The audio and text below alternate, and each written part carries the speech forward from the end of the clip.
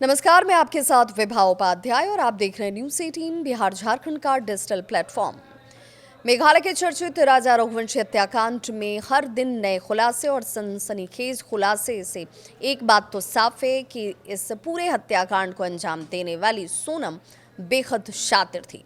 इस मामले में क्राइम सीन रिक्रिएशन ने हत्या की खौफनाक सच्चाई को सबके सामने लाया और बताया कि सोनम ने कैसे एक एक कड़ी को जोड़ा, पूरी तैयारी की, प्लानिंग के साथ इस हत्याकांड को अंजाम दिया। सवाल ये कि आखिर ऐसी मानसिकता लोगों के अंदर पनपती कैसे है? क्या इसके लिए पारिवारिक माहौल भी उतना ही जिम्मेदार है? क्या सोनम के परिवार के लोगों को सोनम के इस व्यवहार की पहले से जानकारी थी? क्या यहाँ पर जिस तरीके से घटना को अंजाम सोनम ने दिया, उसका अंदेशा परिवार के लोगों को पहले से था? और अगर ऐसा था तो क्या जानबूझकर ऐसी घटना को आमंत्रण दिया गया?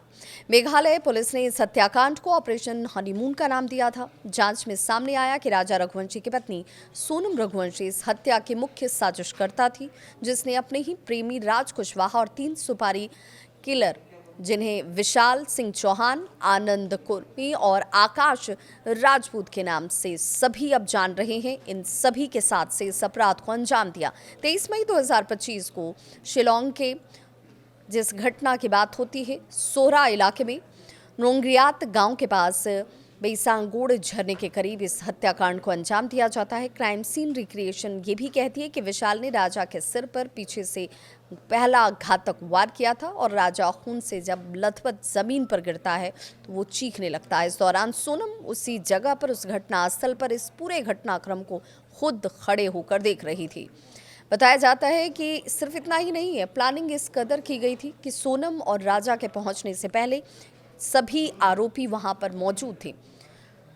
इसके बाद आनंद और आकाश देखिए कैसे इस पूरे हत्याकांड को अंजाम तक पहुंचाने के लिए आगे बढ़ते हैं। आकाश ने राजा पर 2 और वार की, जिसके बाद उसकी मौत होती है और तीनों आरोपियों ने मिलकर राजा के शव को खाई में फेंका। राजा रघुवंशी हत्याकांड की कड़ियां जोड़ने के लिए मेघालय पुलिस का एक दल मंगलवार को इंदौर में एक फ्लैट में पहुंचा, जिसमें इस वारदात के बाद मुख्य आरोपी सोनम के कुछ दिन तक छिपने के बात और संदेह जाहिर किए गए हैं। मध्य प्रदेश पुलिस के एक अधिकारी ने यह भी जानकारी दी कि भाषा जो है, मेघालय पुलिस को एक दल शहर के देवास नाका क्षेत्र के एक फ्लैट में जब पहुंचता है, जांच की जाती है। हमें सूचना ये भी मिली कि मेघालय में राजा रघुवंशी की हत्या किए जाने के बाद उसकी पत्नी सोनम जो फरार थी, उसने इसी फ्लैट में कुछ दिन तक छिपकर शरण ली हुई थी।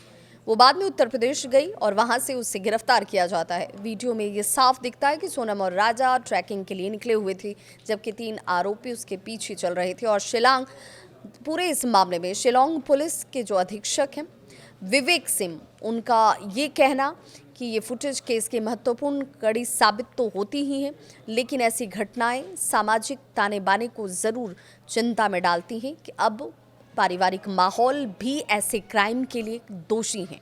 पुलिस ने देवेंद्र का बयान भी दर्ज किया और उसके वीडियो को सबूत के तौर पर लिया भी गया है, जिसकी जांच गहनता से इस वक्त भी चल रही है। मेघालय पुलिस इसके आगे ये भी कहती है कि सभी आरोपियों का आमना सामना कराने और क्राइम सीन को एक बार गहराई से रिक्रिएट करने की तैयारी इस वक्त भी जारी है। इस हत्याकांड ने पूरे देश को एक बार झकझोर कर रख दिया और राजा के परिवार ने सोनम के लिए अब फांसी की सजा की मांग शुरू कर दी है।